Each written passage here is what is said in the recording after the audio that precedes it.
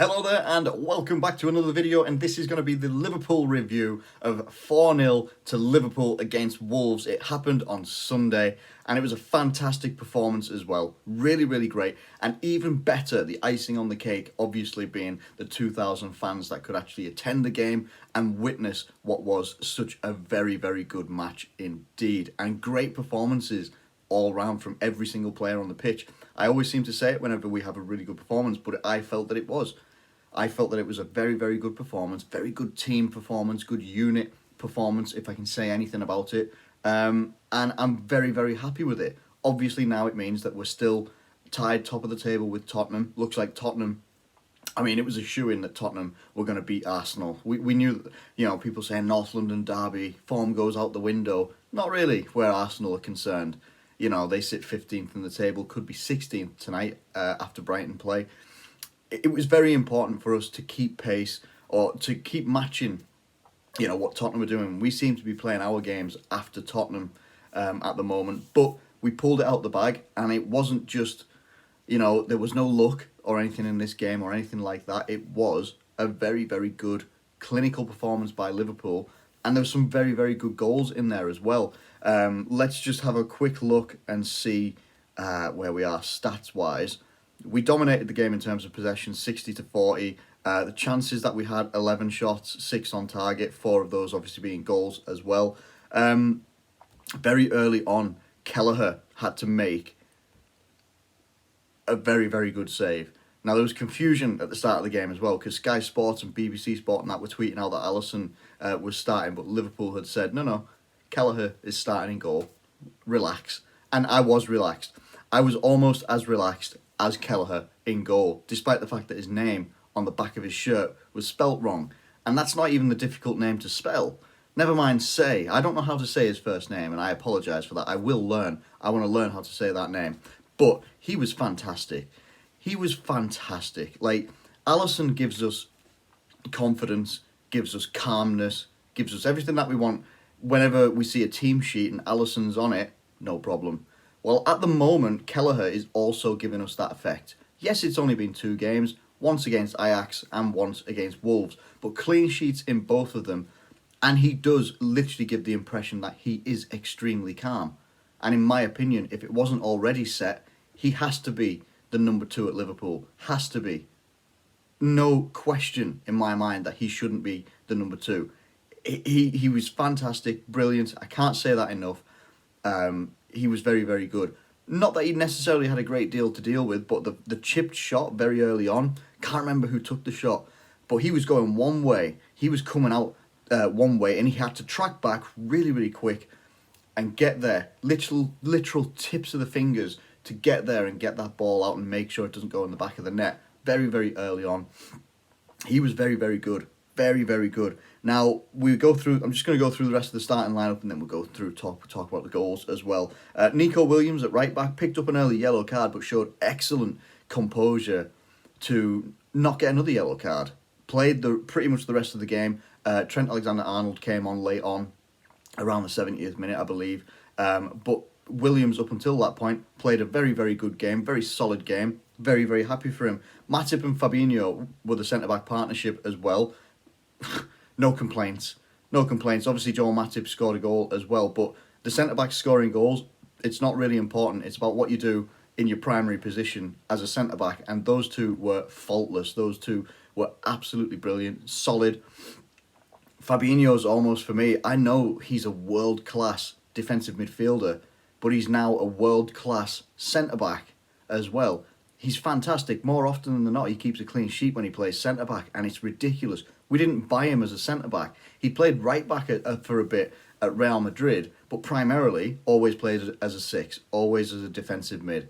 This season, and a little bit last season as well, when we needed the cover, and we obviously need it more than ever at the moment, Fabinho's been absolutely brilliant, and the exact same goes for Joel Matip as well. Joel Matip is extremely underrated. He really is extremely underrated, and as a free signing, as a free transfer as well, he's been nothing short of exceptional. Yeah, some people think that he's a meme, but he's a very, very good football player and a very good defender as well. And Andy Robertson, you know you're going to get a man of the match performance out of him most weeks. most weeks, if not all weeks. And his work rate is just, it's second to none. His work rate is ridiculous. If anyone can compare to it, it's Jordan Henderson, who in midfield had a very, very good game as well. Very, very good game. Getting the assist for Gini Wijnaldum's goal as well. Absolutely fantastic. It was a very good midfield performance. Curtis Jones did his role very well as well. Maybe didn't get into the action as much as he probably wanted to, like he was against Ajax and stuff like that as well. But Gini Wijnaldum also played very well, getting his goal, a nice banging screamer as well, and doing the old Van Dijk celebration. Fantastic. Now, the quietest of the front three was probably Bobby Firmino. But again, as we appreciate as Liverpool fans, his work rate off the ball and what he does and what he brings in terms of linking up the play. The fact that I think he nutmegged maybe 2 players this game as well and bought fouls here and there as well. Very, very good. Good, solid performance from him. No goal, no assist, but it was a solid performance from him. Mane and Salah were very, very good. I wanted Salah and Mane to get the goals if we could today. Or yesterday. Now, I don't think Mane's goal has actually been accredited to him as the final goal, but Salah's definitely has. Let's go through the goals sequentially. 1-0 to Liverpool on the 24th minute, and it was Mo Salah. It was a very good ball up to Salah, like, you know, put up to Salah. Connor Cody, I don't know why he decided to try and chest it down and not have great control over the chest down. So you see, gets it on his chest and sort of goes that way, and Salah is coming in, might have been the other way around, anyway, doesn't matter, and Salah's coming in, anticipating a mistake, and there was a mistake, gets on the end of it, puts it in the back of the net, Connor Cody puts his shirt over his head, and it was 1-0 to Liverpool. Fantastic, great start. We go in almost to half-time, and there's a penalty incident. VAR is called into action, and straight away, I was like, well, it's 1-1, innit? 1-1 going into half-time. Can't believe it. Oh, my God. So what happened is, ball is up in the air in our box. Sadio Mane looks like he's going for an overhead kick. And as he's going for it, I was going, no, don't put a high boot in the box. Now, he pulled out of it, didn't get any contact on Connor Cody. And Connor Cody just fell to the floor, just crumpled like a bag of crisps.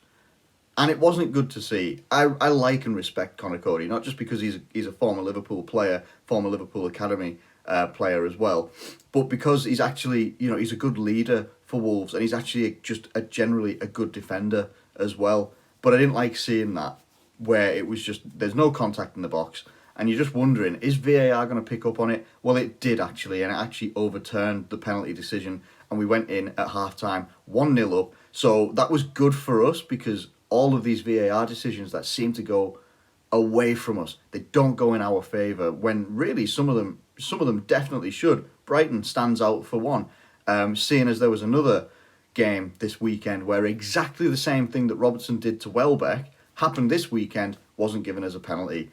Consistency is what lets VAR down.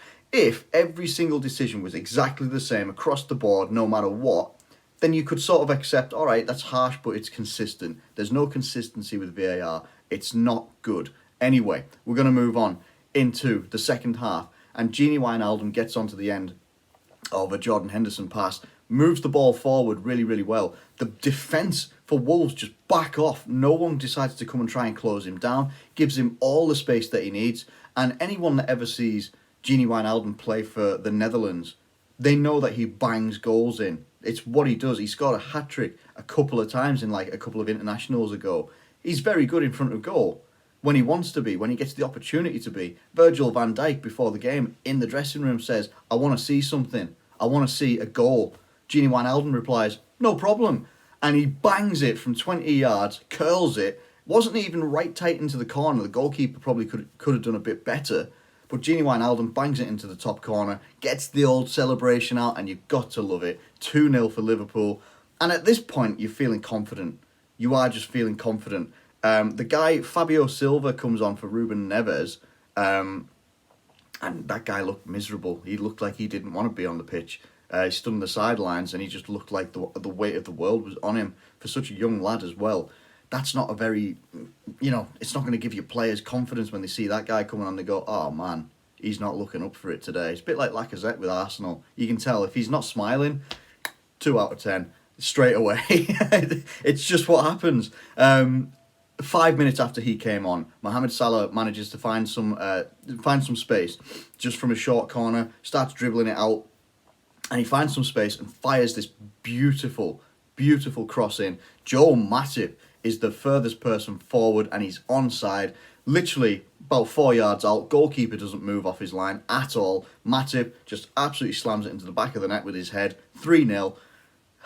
I love that man. He's fantastic. He really is. And we were in cruise control at this point. We really were. At this point as well, just straight after that goal, Nico Williams comes off. Trent Alexander-Arnold comes on for his first piece of action since Man City, I think it was, it feels like a light years away, like since that game happened and Trent went off injured.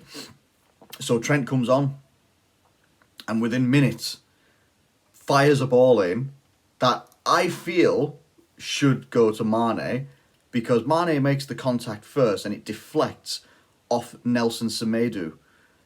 But I don't know how it really works, whether it gets credited to Mane or not, because it ricocheted or whatever it was. But it was a fantastic ball from Trent Alexander-Arnold, and straight away, obviously we know what we're getting with Trent Alexander-Arnold. Fantastic player, unbelievable. But within minutes, you're just like, that's what we miss. That's what we miss. Is that just instant thought of just like, give me the ball, and within a couple of touches, firing a cross in. Nico Williams is brilliant, just a different player to Trent. Not slagging off Nico Williams whatsoever, he's been brilliant in my opinion. He's had a couple of shaky moments, but you can't replace the quality of Trent Alexander-Arnold and that ball control and, you know, just the ability, the passing ability that Trent Alexander-Arnold has is just exceptional. And it finishes 4-0 to Liverpool. Naby Keita also got a little bit of action as well, came on for Jordan Henderson late on. It's just great to see Trent, Naby Keita coming back in as well.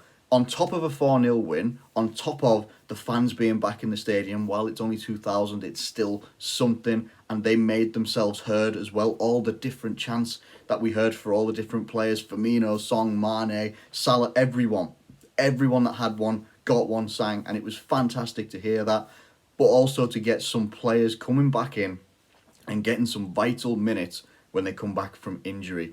It's fantastic. Everyone knows our injury issues at the moment, and to get some players coming back, the likes of Oxlade-Chamberlain apparently on their way back as well, things are starting to look a little bit better in that department anyway. But despite all of these things that have been going on, the fact that we're managing to not only improve our goal difference to +9, being 5 away from Tottenham's and Chelsea's goal difference, considering we had the 7-2 against Aston Villa go against us, but the fact that we're also tied, you know, on points, we're second. On points, we're tied with Tottenham. And that we're managing to keep pace with all these injury issues that we've had, in my opinion, more than anybody else. I might be wrong in that one, but we're managing to do it. We're managing to manage these games and do well, play some good attacking football when we can, like we did against Leicester. Didn't do it against Brighton, but we've done it against a tough Wolves team as well. We've got the job done in the Champions League, so that is a free hit this midweek as well. So that means that we can literally field the under-18s if we wanted to. No one's knocking us off top spot. It's fantastic. It's great. It means that we can actually afford some of our first team players a bit of rest. How about that? And we might actually get to see some new players, some young players take their chances, some fringe players get some minutes midweek as well. It's fantastic, it really is, and it's a massive credit to Jurgen Klopp and the coaching staff of how they've managed this situation. They've managed it exceptionally well. Yes, he says that most of these players are starting to get into the red zones in terms of fitness and availability and stuff like that as well. But these players, the coaches, Jurgen Klopp, the club, they're doing very well at managing this situation, and I can only appreciate what they're doing to keep us this high up in the table with everything that's gone on. So hey, let me know what you think in the comments below. That is the end of this review. I'm exceptionally pleased, fantastically pleased, and I can't wait for the next match. Gets me really excited when we play a game like that, and I just want us to play again. I really do. Let me know what you think in the comments below as well. Who was your man of the match? For me, I'm going to go, a lot of people are going with Mohamed Salah. For me, I'm going with Gini Wijnaldum. I felt that he was very, very, very, very good in midfield. getting the goal as well. He worked very, very hard. Mo Salah deserves a man of the match, but a lot of these players do as well. You know, Mo Salah getting the assist and also scoring a goal himself. Brilliant performance. Absolutely exceptional. For me, Gini Wijnaldum takes it. That's just my opinion. Let me know what you think in the comments below as well. Who do you think is going to start midweek? I'm really curious. I'm going to have to do some research about our players and our young players as well to see who could be starting. I'm really interested to see what happens there anyway. Thank you ever so much for watching this video. If you have enjoyed it, please do like it and subscribe if you're new around here. Thank you once again. Do take care of yourselves and have a good rest of the day, and I'll catch you later.